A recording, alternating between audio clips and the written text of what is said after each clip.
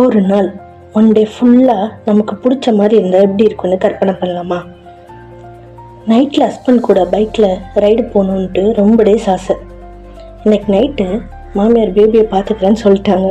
So ஹாப்பியாக 2 பேரும் கிளம்பிட்டோம். பைக்கில் லாங் ட்ரைவ். எங்கே போகிறோம் எதுக்கு போகிறோம்லாம் தெரியல. ஜாலியாக ஒரு பைக் ரைடு.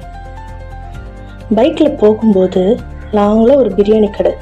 ஸ்டாப்பிங் போடாமல் எப்படி சுட சுட பிரியாணி, கூடவே 65.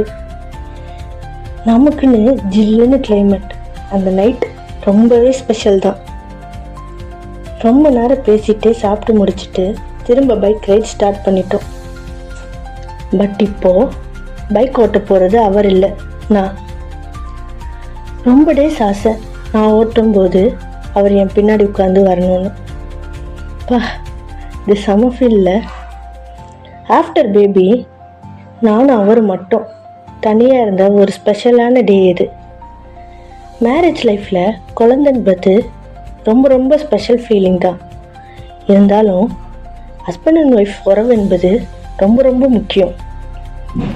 எவ்வளோ ஒர்க் இருந்தாலும் டெய்லி 1 hour உங்கள் 2 பேருக்காக ஸ்பெண்ட் பண்ணுங்க.